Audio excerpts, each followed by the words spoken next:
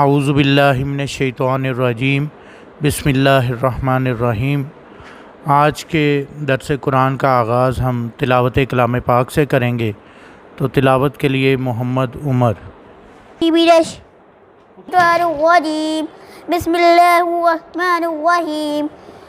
والضحى واللیل اذا سجى ما ودعك ربك وما قلى وللآخرة خير لك من الأولى ولا سوف يؤتيك ربك فترضى ألم يجدك يتيما فآوى ووجدك ضالا فهدى ووجدك عائلا فأغنى فأما اليتيم فلا تقهر وأما السائل فلا تنهر وأما بنعمة ربك فحدث۔ صدق اللہ العظیم۔ آج کے درس قرآن کے لیے ہمارے درمیان محترم مفتی قاری عارف مستقیم صاحب موجود ہیں، تو میں ان سے گزارش کروں گا کہ وہ ہماری دعوت کے موضوع پر درس قرآن دیں۔ الحمدللہ رب العالمین والصلاة والسلام علی سید الانبیاء والمرسلین محمد وعلى آلہ واصحابہ الطیبین الطاہرین۔ اعوذ باللہ من الشیطان الرجیم، بسم اللہ الرحمن الرحیم۔ یا ایہا الذین آمنوا ادخلوا فی السلم کافہ ولا تتبعوا خطوات الشیطان انہ لکم عدو مبین۔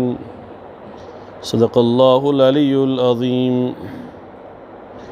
اللہم صلی علی محمد وعلی آل محمد کما صلیت علی ابراہیم وعلی آل ابراہیم انک حمید مجید۔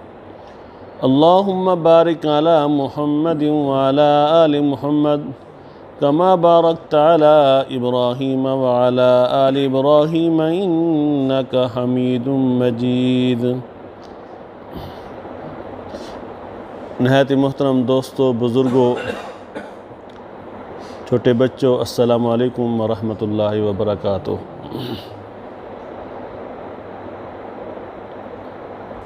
میں نے آپ کے سامنے سورۃ البقرہ کی ایک مختصر سی آیہ کریمہ تلاوت کی ہے۔ بڑی عام فہم ہے اور بڑے آسان انداز کے اندر ایک بات بتائی گئی ہے، اے ایمان والو، اسلام کے اندر پورے کے پورے داخل ہو جاؤ، شیطان کی پیروی نہ کرو، وہ تو تمہارا کھلا دشمن ہے۔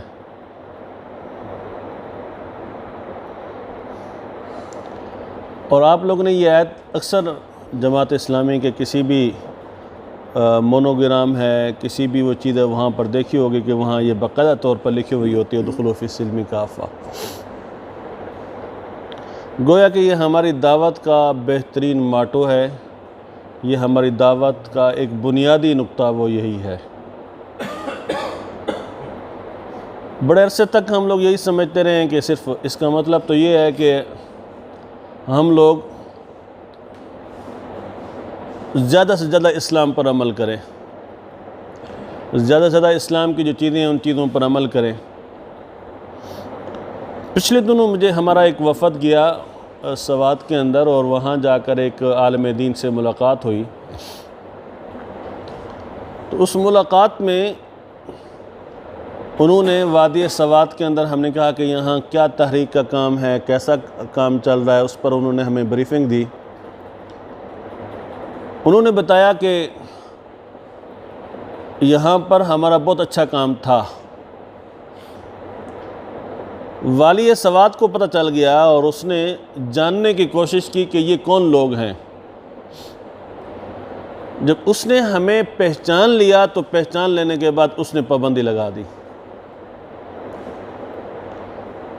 اور پابندی لگا دینے کے بعد اتنا زیادہ وہ ہمارے معاملے میں کنشیس ہو گیا کہ ہاتھ دھو کے پیچھے پڑ گیا۔ وہ فرماتے ہیں کہ اس حد تک وہ پیچھے پڑ گیا کہ اگر ہمارے دوست کہیں پر بھی کسی بھی مقام پر اکٹھا ہوتے تھے تو اس کے بندوں کو پہلے اطلاع مل جاتی تھی. جاسوس اس نے اتنے چوڑے ہوئے تھے کہ ہم بڑے عرصے تک ایک دوسرے کو مل بھی نہ پائے.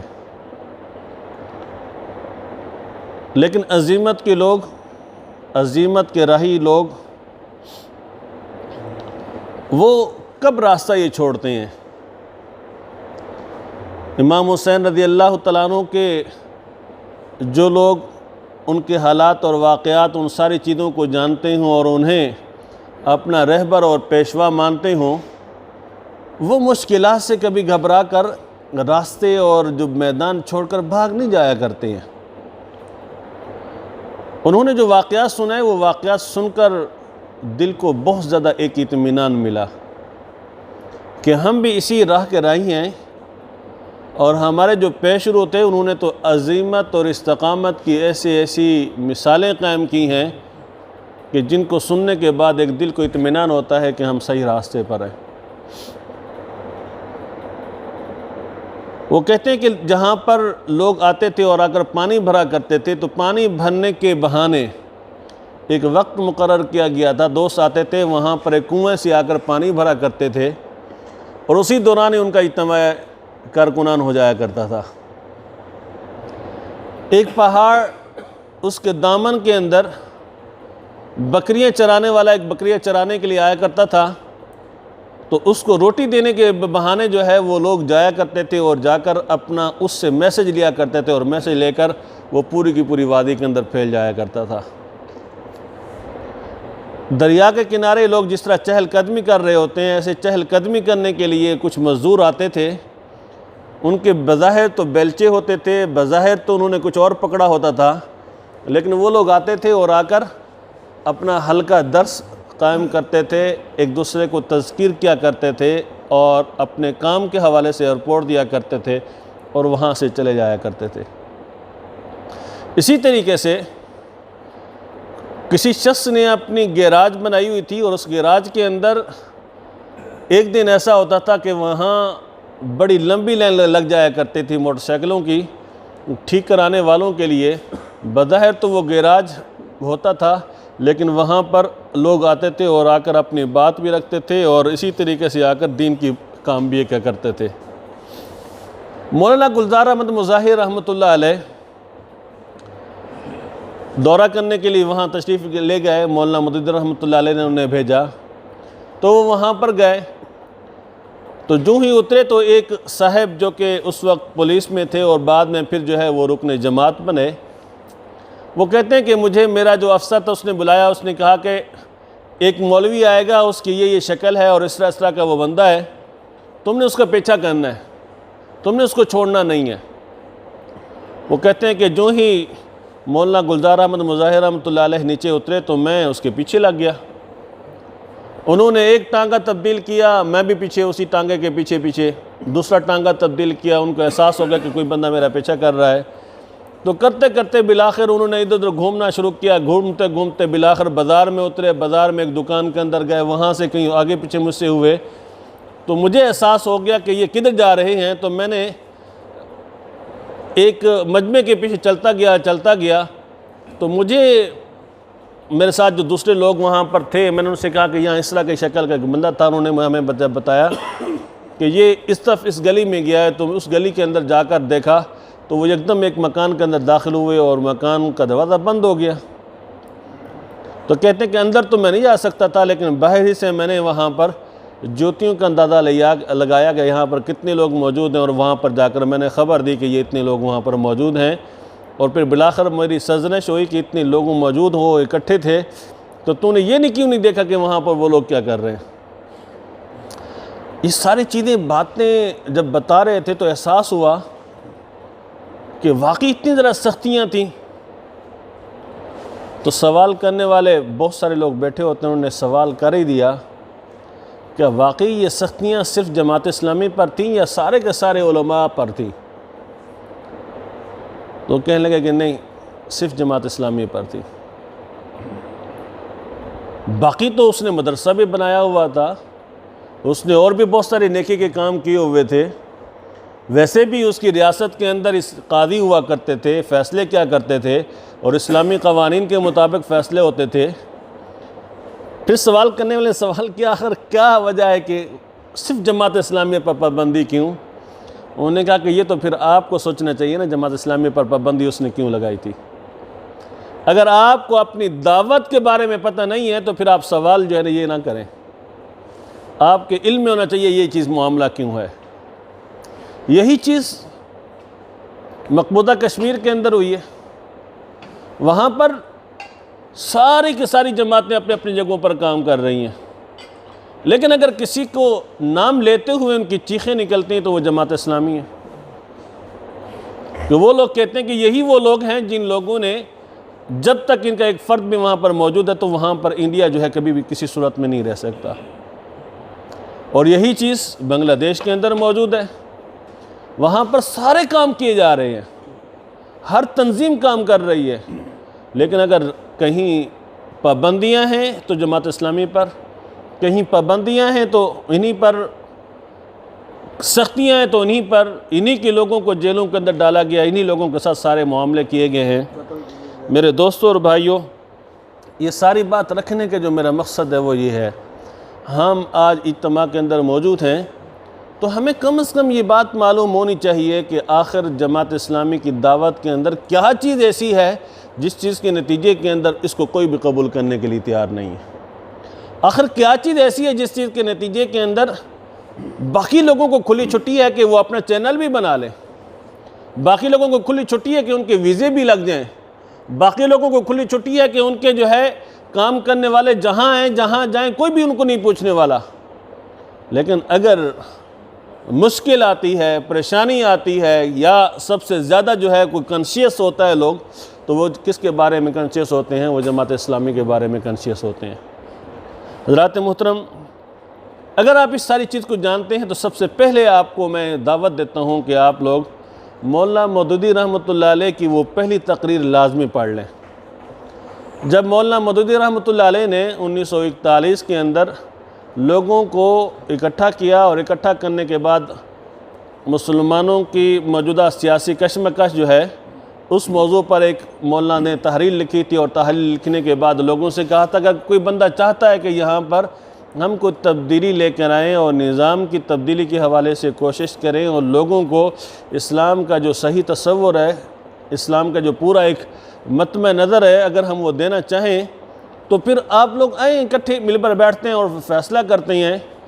تو پھر اس وقت جو 76 کے قریب لوگ اکٹھے ہوئے، اور اکٹھے ہونے کے بعد مولانا مودودی رحمۃ اللہ علیہ نے ایک دن تو بیٹھ کر بس گفتگو شنید ہوتی رہی کہ یہ کیسے ہو سکتا ہے، کام کیا ہو سکتا ہے۔ اگلے دن جو صبح ناشتے کے بعد مولانا مودودی رحمۃ اللہ علیہ نے جو تقریر کی، اس تقریر کو لازمی پڑھے کہ اپنی اور تمام بندگان خدا کی ان سب لوگوں کو کس چیز کی طرف لے کر آنا کہ اللہ کی بندگی کرے، اللہ کے سوا کسی اور کی بندگی نہ کرے۔ اور پھر مولانا مودودی رحمۃ اللہ علیہ نے اللہ کی بندگی کے حوالے سے جو بات بتائی ہے وہ بات بڑی اہمیت کی حامل ہے۔ یہی بات تو تبلیغ جماعت بھی کرتی ہے، یہی بات تو ہر عالم دین کرتا ہے، یہی بات تو ہر مسلک کرتا ہے، یہی بات تو ہر فرقہ کرتا ہے، یہی بات تو ہر قسم کا عالم اور ہر قسم کا جو فرد ہے وہ کرتا ہے۔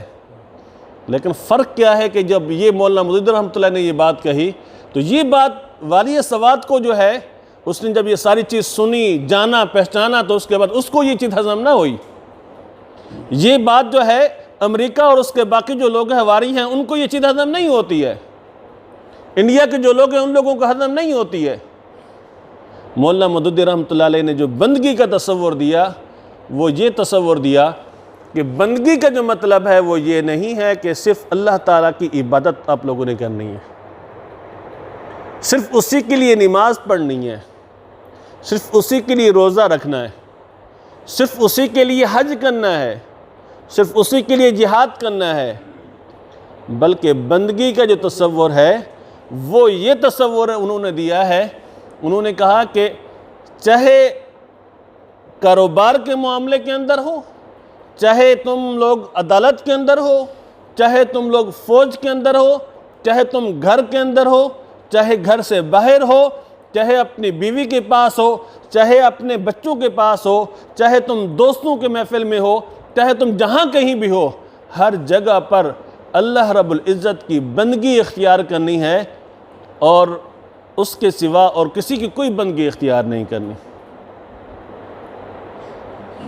اور وہ آگے جو مثالیں دی ہیں وہ بڑی پیاری مثالیں دی ہیں، اور اسی چیز کو میں سمجھا کر آگے میں چلتا ہوں کہ انہوں نے یہ مثال یہ دی کہ اللہ تعالیٰ کی بندگی جو ہے وہ یہی ہے کہ اللہ تعالیٰ نے جو ہمیں احکامات عطا فرمائے ہیں ان احکامات کو ویسے ہی ماننا، ویسے ہی اس پر عمل کرنا جس طریقے سے ہم لوگ نماز کے بارے میں اللہ تعالیٰ کے سوا کسی اور کو نہیں مانتے ہیں، روزے کے معاملے میں اللہ تعالیٰ کے سوا کسی اور کی نہیں مانتے ہیں، جہاد کے معاملے میں اللہ تعالیٰ کے سوا کسی اور کو نہیں ہم جو ہے وہ مانتے ہیں، زندگی کے جتنی بھی معاملات ہیں ان معاملات میں صرف ہم اللہ تعالیٰ کی مانتے ہیں۔ تو پھر جب عدالت میں ہوتے ہیں تو عدالت میں فیصلے کسی اور کے قانون کے مطابق کیوں ہوتے ہیں؟ جب ہم فوج کے اندر ہوتے ہیں تو فوج ہمارے اللہ تعالیٰ کے احکامات کے علاوہ کیوں کسی کے احکامات پر عمل کرتی ہے؟ جب ہماری پولیس جو ہے وہ کیوں اللہ تعالیٰ کے احکامات کے علاوہ عمل کر رہی ہوتی ہے؟ اللہ تعالیٰ کے احکامات پر اس کی بندگی کرنا، اس کا مطلب یہ ہے کہ مکمل طور پر اپنے آپ کو رب کے سپرد کر دینا۔ ہماری دعوت کا دوسرا جو نقطہ ہے وہ یہ، دو رنگی اور منافقت کو چھوڑ دو۔ یہ دو رنگی اور منافقت کو چھوڑ دو بڑی پیاری بات ہے، بہت اچھی بات ہے۔ کون منافقت کو پسند کرتا ہے؟ کون دو رنگی کو پسند کرتا ہے؟ باپ بھی اپنے بیٹے کی منافقت کو پسند نہیں کرتا ہے، بھائی بھی اپنے بھائی کی منافقت کو پسند نہیں کرتا ہے، خاوند بھی اپنی بیوی کی منافقت کو پسند نہیں کرتی ہے۔ یہ تو وہ رشتے بتائے ہیں جس رشتے پر ہم ہر صورت کے اندر اعتماد کرتے ہیں، لیکن مولانا مودودی رحمۃ اللہ علیہ نے اس کا ایک اور مثال بھی دی ہے، اس کے بارے میں ایک اور بات بھی کہی ہے کہ دو رنگی اور منافقت اللہ تعالیٰ کے معاملے کے اندر، عبادت اور بندگی کے معاملے کے اندر اس کو چھوڑ دو۔ اور اس کے اندر انہوں نے جو بات بتائی ہے، اللہ اکبر کیا خوبصورت بات بتائی ہے، انہوں نے کہا کہ ایک طرف تو ہم اللہ رب العزت کو وحدہ لا شریک کہیں، اللہ تعالیٰ کی ذات کو ہم کہیں کہ آپ ہی ہماری ہر چیز کے مالک ہیں، آپ جو حکم دیں گے ایاک نعبد و ایاک نستعین کی بات کریں، لیکن پھر اس کے بعد زندگی کے معاملات کے اندر نکاح کے معاملات میں مانتے چلے جائیں، عبادات کے معاملات میں ہم مانتے چلے جائیں، لیکن ہمارے ہاں کاروبار چل رہا ہو تو سارا سود کا چل رہا ہو، ہمارے ہاں فیصلے ہوتے ہوں تو امریکہ کے قانون کے مطابق ہوتے ہوں، ہمارے ہاں پارلیمنٹ کے اندر بحث کے دوران یہی بات آتی ہو کہ اس پارلیمنٹ کے اندر چونکہ ہے تو اس لیے یہاں پر بھی یہ بات ہوگی، ہمارے ہاں کاروبار جب چل رہا ہو تو اس کاروبار کے اندر ساری کے ساری شکیں وہ ڈالے جائیں، وہ شکیں جس کے نتیجے کے اندر معلوم ہو کہ وہ سارے کے سارے شکیں ہیں کافروں کی۔ ہماری یونیورسٹیوں کے اندر مثالیں دی جاتی ہوں تو ان لوگوں کی مثالیں دی جاتی ہوں جو خدا سے بیزار ہوں۔ ہمارے یہاں پڑھانے والے اگر پڑھا رہے ہوں تو یہی پڑھا رہے ہوں، کیونکہ یورپ کے اندر یہ معاملہ ہوتا تھا اس لیے یہ ساری کی ساری چیز ایسے چلے گی۔ سود کے نام تبدیل کر دیے جائیں، کاروبار کے جو انداز وہ سارے کے سارے تبدیل کر کے ان کے نام بھی تبدیل کر دیے جائیں، اور پھر انسان کھڑا بھی ہو جائے الحمدللہ رب العالمین الرحمن الرحیم مالک یوم الدین، اور کہے ایاک نعبد و ایاک نستعین۔ ہمارے مسند اقتدار پر لوگ بیٹھے ہوئے ہوں اور وہ ڈکٹیشن لے رہے ہوں تو کس کی ڈکٹیشن لے رہے ہوں؟ کسی اور کی ڈکٹیشن لے رہے ہوں۔ وہ دیکھ رہے ہوں کہ فیصلہ وہاں سے ہوتا ہے تو اس کے بعد ہم کوئی حکم نامہ جاری کریں گے۔ یہ جو جنگ افغانستان کی جنگ تھی، یہ جو اس کے علاوہ باقی جو معاملات چل رہے ہیں، کشمیر کے معاملات ہیں، جو یہاں پر آسیہ ملونہ کے معاملات تھے، اسی طریقے سے یہاں پر جتنے بڑے بڑے اہم ایشوز ہیں، ان ایشوز کے اندر فیصلوں کے لیے کس کی طرف دیکھا گیا؟ اللہ رب العزت کے احکامات کی طرف دیکھا گیا، پیارے رسول صلی اللہ علیہ وآلہ وسلم کی تعلیمات کی طرف دیکھا گیا۔ نہیں اور کسی آقا کی طرف دیکھا گیا، کسی اور بڑے کی طرف دیکھا گیا، کسی اور کو اپنا بڑا جو ہے حاکم مانا گیا، تو مولانا مودودی رحمۃ اللہ علیہ نے یہی بات بیان فرمائی ہے، دو رنگی اور منافقت کو چھوڑ دو، کہ ایاک نعبد و ایاک نستعین تو کہتے ہو، لیکن اس کے بعد جب ماننے کی باری آتی ہے تو وہاں پر کہتے ہو نہیں جی حالات ایسے نہیں ہیں کہ ہم یہاں پر یہ کام کر سکیں، نہیں جی دیکھیں ہم نے دنیا کو دکھانا، منہ دکھانا ہے، کون ہے جو امریکہ کے سامنے کھڑے ہو سکے؟ زندگی کے تمام معاملات کے اندر اللہ رب العزت کی ذات کو ماننا ہے، اور زندگی سے تناقض کو ختم کر دیں۔ تناقض کیا ہے؟ تناقض یہی تو ہے کہ ہم اپنی زندگی کے معاملات کے اندر اللہ رب العزت کے احکامات کی پرواہ کیے بغیر ہم اپنی مرضی کرتے چلے جائیں، رسول اللہ صلی اللہ علیہ وسلم کی تعلیمات کی پرواہ کیے بغیر ہم اپنے فیصلے کرتے چلے جائیں، ہماری شادی بیاہ کی رسمیں، ہماری موت کی رسمیں، ہمارا کھانا، ہمارا پینا، ہمارے بچوں کی جتنی رسمیں ہیں وہ، ہماری باقی جتنی بھی رسومات ہیں وہ ساری کی ساری کہاں ہیں اسلام کے اندر، جن کو ہم کرتے چلے جاتے ہیں؟ ہماری پوری کی پوری معاشرت تبدیل ہو گئی۔ کس کو پتہ نہیں ہے کہ یہ جو جوتا چھپائی کی رسم ہے یہ ہندوؤں کی ہے؟ کس کو پتہ نہیں ہے کہ جو ہمارے یہاں پر جو ہے یہ سالیوں کا اور یہ گیدرنگ جو ہے یہ کس کی ہے؟ یہ ہندوؤں کی ہے۔ کس کو پتہ نہیں ہے کہ یہاں پر 40واں اور سوئم اور یہ جتنی بھی سارے کے ساری چیزیں ہیں یہ کن کی ہیں؟ یہ ہندوؤں کے وہاں سے وائی ہوئی ہیں۔ کس کو پتہ نہیں ہے کہ اس طرح کی اور پتہ نہیں کتنی ساری چیزیں ایسی ہیں جو کہ ہندوؤں سے ہم لوگ لے چکے ہیں، لیکن ہم لوگ ان کو چھوڑنے کے لیے تیار نہیں ہیں، لیکن کہتے کیا ہے کہ ہم مسلمان ہیں، لیکن کہتے کیا ہیں کہ لا الہ الا اللہ محمد رسول اللہ، کہتے کیا ہیں کہ ہم لوگ کون ہیں؟ ایاک نعبد و ایاک نستعین۔ مولانا مودودی رحمۃ اللہ علیہ نے فرمایا کہ نہیں، یہ دو رنگی چھوڑ دو، یہ منافقت چھوڑ دو، یہ تناقض اپنی دین کے اندر جو ہے اپنی زندگی کے اندر تناقض اس کو ختم کرو۔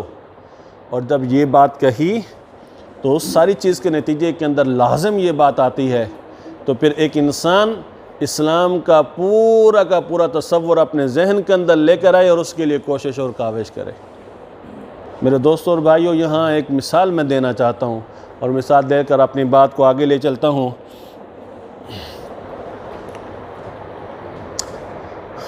میں امام مسجد ہوں، میں نے یہاں پر آنا تھا۔ اگر میں ایک بات کہوں نمازیوں سے کہ چونکہ میں نے ایک جگہ درس دینے جانا ہے، نیکی کا کام ہے، لوگوں کو اچھی دعوت دینی ہے، لوگوں کو بہت اچھی بات میں نے کرنی ہے، تو آپ لوگ اس طرح کر لیں کہ ابھی ہم 2 رکعت نماز فرض پڑھ لیتے ہیں، 1 رکعت ہم عشاء کے ساتھ پڑھ لیں گے، مجھے لوگ اس بات کی اجازت دیں گے؟ اچھا، ان سے کہتا ہوں کہ اس طرح کر لیتے ہیں کہ دونوں رکعتوں کے اندر میں قرات نہیں کرتا ہوں، بس جلدی سے میں اپنی زبان دل کے اندر پڑھ لیتا ہوں، اور پڑھ لینے کے بعد میں اپنی نماز پوری کر لیتا ہوں، مجھے لوگ اجازت دیں گے؟ کسی صورت کے اندر اجازت نہیں دیں گے۔ میں انہیں ایک اور بات بھی کہہ دیتا ہوں کہ ابھی مغرب کی اذان نہیں ہوئی ہے، لیکن مغرب سے پہلے میں یہ سب کچھ کرتا ہوں، کر کے چلا جاتا ہوں، لوگ مجھے اجازت دیں گے؟ نہیں اجازت دیں گے۔ اگر میں کر بھی لوں تو مجھے کیا کریں گے؟ مسجد سے دھکے دے کر باہر نکال دیں گے۔ لیکن مجھے ایک دوسری چیز بتائیے کہ ہماری سوسائٹی کے اندر، ہمارے معاشرے کے اندر سود کے حوالے سے کیا ہمیں معلوم نہیں ہے کہ جو آدمی سود کرتا ہے وہ اپنی ماں سے 32 مرتبہ زنا سے بھی بدتر ہے؟ ہم لوگ اس کے ساتھ وہ معاملہ کرتے ہیں جو ہم اپنے امام کے ساتھ کرنے کے لیے ہم ہر وقت تیار ہوتے ہیں۔ قرآن پاک کے اندر واضح طور پر کہا گیا ہے کہ جو اللہ اور اس کے رسول صلی اللہ علیہ وسلم کے احکامات کے علاوہ کوئی فیصلہ کرتا ہے تو کیا ہے؟ وَمَن لَّمْ يَحْكُم بِمَا أَنزَلَ اللَّهُ فَأُولَٰئِكَ هُمُ الْكَافِرُونَ ہم الظالمون ہم الفاسقون۔ ہم اس سے ویسی نفرت کرتے ہیں جیسی نفرت ہم اپنے امام سے اس وقت کرتے ہیں کہ جب امام جو ہے ہمارا جو ہے وہ نماز غلط پڑھا رہا ہو۔ یہ ہے ادخلوا فی السلم کافہ، کہ اسلام کے بعض احکامات کو اس طرح ہم نے سر پر لگا لیا ہے، سینے کے ساتھ لگا لیا، اور بعض احکامات کے بارے میں ہم تصور ہی نہیں کر سکتے ہیں کہ یہ حکم جو ہے اس کے خلاف ورزی بھی کوئی گناہ ہے۔ کیوں آج پی ٹی آئی کے لوگ ہمیں بہت اچھے لگنے لگ جاتے ہیں؟ کیوں آج نواز شریف کے لوگ ہمیں اچھے لگنے لگ جاتے ہیں؟ کیوں باقی جو لوگ ہیں جو لبرل ہیں، جن کے دور کے اندر نبی مہربان صلی اللہ علیہ وآلہ وسلم کی توہین کی گئی ہے لیکن وہ لوگ خاموش رہے ہیں؟ وہ لوگ جو سود کے لیے سب سے بڑی پروٹیکشن دینے لگے، کیوں ہمیں اچھے لگنے لگ گئے ہیں؟ اس لیے کہ ادخلوا فی السلم کافہ والی جو کیفیت ہمارے اندر نہیں ہے، اسلام پر پورے عمل والی کیفیت جو ہے وہ ہمارے اندر نہیں ہے۔ ہم نے اس نماز کو تو بہت اہمیت دے دی، ہم نے نکاح کو تو بہت زیادہ اہمیت دے دی، ہم نے حج کو تو بہت زیادہ اہمیت دے دی، ہم نے عمرہ کو تو بہت زیادہ اہمیت دے دی، ہم نے روزے کو تو بہت زیادہ اہمیت دے دی، ہم نے جہاد کو بھی چلے کچھ نہ کچھ قبول کر لیا، لیکن ہم نے سیاست کے جو معاملات ہیں ان معاملات کو کہہ دیا کہ یہ ہمارے نہیں ہیں۔ سود کے معاملات کو ہم نے چھوڑ دیا، ہم نے عدالتی معاملات کو چھوڑ دیا، ہم نے باقی ساری جتنی بھی چیزیں تھیں ان ساری چیزوں کو کہہ دیا کہ نہیں جی یہ مولوی کا کام نہیں ہے، یہ عبادت نہیں ہے، عبادت تو صرف روزے کے اندر ہے، عبادت تو صرف جو ہے وہ نماز کے اندر ہے، عبادت تو صرف قرآن پڑھنے کے اندر ہے، عبادت تو صرف جو ہے وہ خانہ کعبہ کے اندر بیٹھ کر اعتکاف کرنے میں ہے، اور باقی چیزوں کو ہم لوگوں نے بندگی سے ہی نکال دیا۔ اور تیسری ہماری دعوت کا جو نقطہ ہے وہ کیا ہے کہ زمامِ کار فاسقین سے کھینچ کر مومنین اور صالحین کے ہاتھ دے دو۔ اور مولانا مدودی رحمۃ اللہ علیہ نے اس حوالے سے جو بات بیان فرمائی ہے وہ بڑی پیاری بیان فرمائی ہے۔ مجھے ایک بتائیے چیز، آج کل کے دور کے اندر تو ہم بالکل واضح ہو چکے ہیں، کسی ایک یونیورسٹی کا وائس چانسلر اگر برا آ جائے تو نیچے سارے کے سارے برے نہیں ہو جاتے؟ اگر ایک گھر کا سربراہ بڑا وہ برا آ جائے تو کیا گھر کا پورا ماحول چینج نہیں ہو جاتا؟ اگر ایک ماحول جو ہے کسی بھی علاقے کا، وہاں کا کوئی بھی شخص جو ہے وہ بد کردار آ جائے، وہ فحاشی پھیلانے والا آ جائے، تو کیا نیچے سارے کے سارے فحاشی ویسے نہیں پھیلنا شروع ہو جاتی؟ یہی چیز مولانا مدودی رحمۃ اللہ علیہ نے فرمایا کہ زمامِ کار ان فاسقین سے لے لو اور لے کر مومنین اور صالحین کے وہ دے دو۔ کبھی یہ تصور کیا جا سکتا ہے کہ خانہ کعبہ کے اندر جو امام ہو وہ کون ہو؟ ایک فحاش بندہ ہو؟ کبھی تصور کیا جا سکتا ہے کہ ہماری محلے کی مسجد کے اندر جو امام ہو وہ کون شخص ہو؟ وہ شخص جو کہ مجرے کرانے والا ہو؟ کبھی تصور کیا جا سکتا ہے کہ ہماری کسی بھی جو محفل ہوتی ہے اس محفل کی جو مین سٹیج ہے، سٹیج پر وہ شخص بیٹھا ہوا ہو جو کہ وہاں پر جو ہے جوا چلانے والا ہو یا وہاں پر سود کا کام کرنے والا ہو؟ تصور کیا جا سکتا ہے؟ کوئی آدمی شراب پینے والا ہو وہ مسجد کے اندر چلا جائے، ہم اس کو تصور کرتے ہیں کہ وہ مسجد کے اندر آ جائیں؟ سگریٹ اور چرس پینے والا شخص چرس سوٹا لگا کر وہ مسجد کے اندر آ جائے، ہم اس کو آنے دیتے ہیں؟ میرے دوستوں اور بھائیوں، یہی معاملہ تو ہے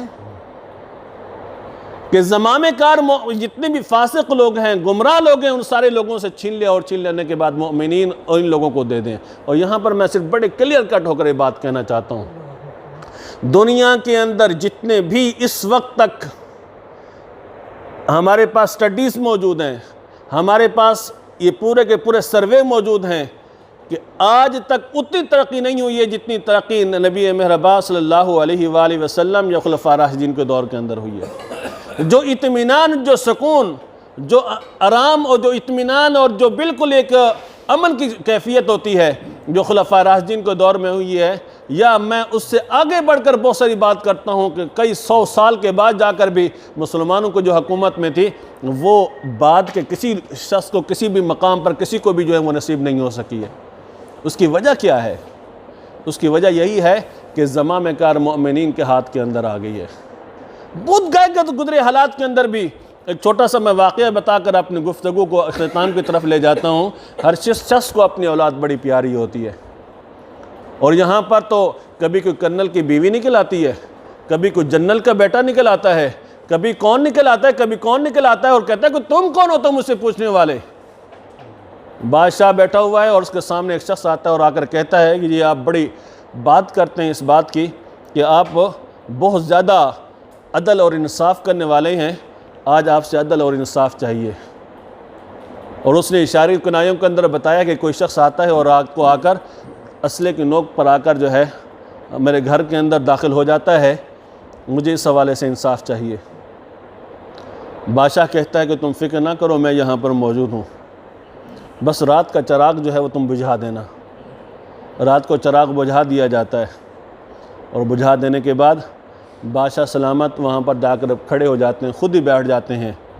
رات کی تنہائی کے اندر جب کوئی شخص آتا ہے، برائی کی نیت سے آتا ہے، اور آنے کے بعد جو ہی اندر داخل ہوتا ہے، بادشاہ بغیر کچھ دیے دیکھے کہ کون ہے اور کون نہیں ہے، تلوار چلاتا ہے، اور تلوار چلانے کے بعد اس شخص کا سر قلم کر دیتا ہے۔ اور پھر اس کے بعد جب اس کو دیکھتا ہے تو دیکھنے کے بعد اس کی ہچکی جو ہے وہ جاری ہو جاتی ہے کہ یہ کون تھا، اس کا اپنا اکیلا اور اکلوتا بیٹا تھا جس کو اس نے اپنے ہاتھ سے قتل کر دیا۔ لیکن پھر بعد میں وہ کہتا ہے کہ نہیں، اس کو اٹھا کر خاموشی سے دفن کر دو، کسی کو پتہ بھی نہ چلے کہ میں نے کیا کیا تھا۔ یہ بادشاہ کا بیٹا تھا جو اس کام کے اندر جو ہے بادشاہ نے اس کو اکیلے جو ہے وہ اپنے ہاتھ سے اس کو قتل کر دیا ہے۔ عدل اور انصاف مومنین اور صالحین کا کام ہے، عدل اور انصاف فاسقین کا کام نہیں ہے۔ اور علی رضی اللہ تعالیٰ عنہ کے کتنے خوبصورت الفاظ ہیں کہ ہر چیز اپنی جگہ پر ہو سکتی ہے، لیکن امن وہ ظلم کے ساتھ کبھی بھی نہیں ہو سکتا ہے۔ انصاف کے ساتھ ظلم جو ہے وہ کبھی بھی وہ نہیں پنپ سکتا ہے۔ ابھی ایک میں انٹرویو پڑھ رہا تھا کہ ایک شخص اپنے گاؤں کے اندر گیا اور اپنی دادی اماں کے پاس بیٹھ گیا، اور بیٹھ جانے کے بعد اس نے دادی اماں سے مختلف باتیں وہ پوچھتا رہا کہ ہمارے علاقے کے لوگ کیا ہیں، کیسے ہیں، کیا ہے، ساری بات انہوں نے کہی ہے۔ تو اچانک اس نے سوال کیا دیا کہ اماں جان، آپ کو کیسے پتہ چلا کہ یہاں پر پاکستان بن گیا؟ تو اماں جان کہنے لگی، دادی جان جو تھی وہ کہنے لگی، پہلے ہمیں پتہ چلا کہ یہاں پر جو بادشاہ تھا انگریز تھا، بعد میں پتہ چلا کہ ہمارا بادشاہ مسلمان ہے۔ سادگی تھی، اور سادگی کے ساتھ اس نے جواب دے دیا۔ تھوڑی دیر گزری تو پھر سوال کیا، کہا کہ دادی جان یہ بتائیں، آپ نے انگریزوں کو کیسا پایا اور مسلمانوں کو کیسے پایا؟ تو اس کے الفاظ یہ تھے کہ انگریزوں کے دور کے اندر کوئی آدمی قتل کرتا تھا یا کسی پر کوئی زیادتی کرتا تھا یا ظلم کرتا تھا، وہ بچ نہیں پاتا تھا۔ مسلمانوں کا جو بادشاہ جب سے آیا ہے، یہاں پر وہ نیفے کے ساتھ جو ہے جو وہ ایک ڈالی ہوئی ہوتی ہے نا، چھوٹی سی قمیض ہوتی ہے جس کے اندر لوگ اپنے پیسے چھپا کر رکھتے ہیں، یہاں پر جب اس کے منہ کھل جاتے ہیں تو کسی کو بھی جو سزا جو ہے وہ نہیں مل پاتی، اور لوگ سزا سے بچ جاتے ہیں۔ تو اس کی وجہ سے یہاں ظلم بھی ہے، یہاں سب کچھ ہے۔ اسی لیے مولانا مودودی رحمۃ اللہ علیہ نے فرمایا کہ زمامِ کار ان فاسقوں سے لے لو، زمامِ کار اتنے گمراہ لوگ جتنے سارے لوگوں سے لے لو، اور لینے کے بعد زمامِ کار مومنین اور صالحین کے ہاتھوں میں دے دو۔ اور میرے دوستوں اور بھائیوں، آج کل کے دور کے اندر جب یہ بات کی جاتی ہے تو لوگوں کو یقین دلانا بڑا مشکل ہوتا ہے۔ میں صرف ایک چھوٹی سی مثال دے کر اپنی گفتگو کو ختم کرتا ہوں۔ یہ جو دور ہے نا عمر بن عبدالعزیز رحمۃ اللہ علیہ کا، اس دور سے پہلے آپ تصور نہیں کر سکتے ہیں کہ کیا کیفیات تھیں۔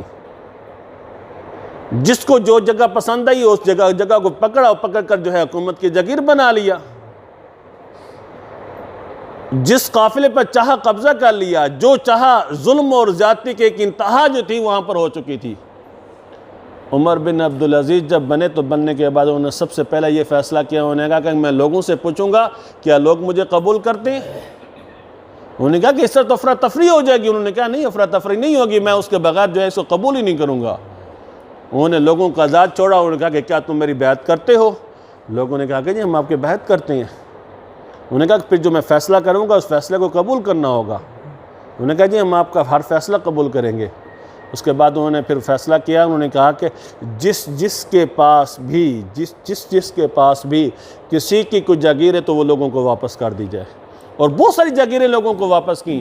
صرف 2 سے 2.5 سال کا جو عرصہ تھا، 2 سے 2.5 سال کے عرصے کے اندر ایسی نظام حکومت قائم کر دیا جس کو لوگ دیکھ کر کہتے تھے کہ اس سے خلافت راشدہ جو ہے ہمیں یاد آ گئی۔ میرے دوستوں اور بھائیوں، یہاں کی چند ایک مثالیں میں بھی دے دوں تو بہت بہتر ہے کہ مشرف کا دور ہے، اوپر سارے کے سارے لبرل لوگ موجود ہیں، اور آپ کے علم میں ہے کہ جب کوئی مخالف اوپر موجود ہو تو فنڈ نہیں ملا کرتے ہیں، نہیں کوئی کام ہوتا ہے، لیکن سب سے بہترین سٹی ناظم کا اگر کسی کو کوئی ایوارڈ دیا گیا تو وہ کون تھا؟ وہ کراچی کا نعمت اللہ خان تھا۔ سٹی نائب ناظم کا ایوارڈ دیا گیا تو وہ کون تھا؟ ڈیرہ غازی خان کا جو نائب ناظم تھا اس کو جو ہے وہ ایوارڈ دیا گیا۔ اس کے علاوہ بھی بہت سارے ایوارڈ ہیں جو مسلمانوں کو، ہمارے جو جماعت اسلامی کے جو لوگ ہیں ان لوگوں کو دیے گئے ہیں۔ تو صرف اور صرف جو بات آپ لوگوں کو میں بتانا چاہتا ہوں وہ یہ ہے کہ ہماری دعوت کے یہ 3 نکات ہیں جو ہمیں پوری کے پورے اچھے طریقے سے دوسرے لوگوں سے ممتاز کر دیتے ہیں، کہ اللہ کی بندگی کرنا، اللہ کے سوا کسی اور کی بندگی نہ کرنا، دو رگی اور منافقت کو چھوڑ کر اپنی زندگی کو تناقض سے پاک کرنا، زمام کار فاسق و گمراہ لوگوں سے چھین کر مومنین اور صالحین کے ہاتھ میں دے دینا، یہ ہماری دعوت ہے اور اسی کے لیے ہم کوشش اور کاوش بھی کر رہے ہیں۔ اسی لیے قرآن پاک کے اندر بھی یہ بات بیان کی گئی ہے، هو الذی ارسل رسولہ بالہدی ودین الحق لیظہرہ علی الدین کلہ وکفی باللہ شہیدا۔ 3 جگہوں پر یہ بات بتائی گئی ہے کہ نبی مہربان صلی اللہ علیہ وسلم کو اللہ تعالیٰ کی ذات نے دین حق دے کر بھیجا ہے تاکہ تمام کے تمام ادیان پر، تمام کے تمام سسٹم پر، تمام کے تمام نظاموں پر اس کو غالب کر دیا جائے۔ یہ بات بڑے کافروں کو اور مشرک لوگوں کو بری گزرے گی، اور ہو سکتا ہے کہ کچھ لوگ اس پر یقین نہ کریں، تو ایک جگہ پر قرآن پاک نے یہ بات بھی کہہ دی ہے وَكَفَى بِاللَّهِ شَهِيدًا، اللہ تعالیٰ گواہ ہے اس بات پر کہ یہ کام ہو کر رہنا ہے۔ نبی مہربان صلی اللہ علیہ وسلم کے ایک حدیث مبارکہ بھی وہ سن لیجئے، فرمایا کہ پوری روئے زمین کو میرے سامنے کھول کر رکھ دیا گیا، میں نے اس کے مشرق کو بھی دیکھا، میں نے اس کے مغرب کو بھی دیکھا، میں نے اس کے جنوب کو بھی دیکھا، شمال کو بھی دیکھا، وہاں ایک ہی جھنڈا لہراتا نظر آیا، وہ کیا تھا؟ لا الہ الا اللہ محمد رسول اللہ۔ یہ کام ہو کر رہنا ہے، ہر صورت انشاءاللہ یہ کام ہوگا، ہر صورت کے اندر انشاءاللہ اللہ تعالیٰ جو ہے اپنے نظام کو یہاں پر نافذ کرے گا۔ فیصلہ میں نے کرنا ہے کہ اس راہ کا جو ہے وہ ساتھی میں نے بننا ہے یا میں نے کنارے پر کھڑے ہو کر تماشا دیکھنا ہے۔ اللہ تعالیٰ ہمیں حق کا ساتھی بنائے، حق کا راہی بنائے، اور نبی مہربان صلی اللہ علیہ وسلم کے قافلے کا ساتھی بنائے۔ اللہ عمل کی توفیق عطا فرمائے۔ کوئی سوال ہو تو آپ لوگ سوال کر سکتے ہیں۔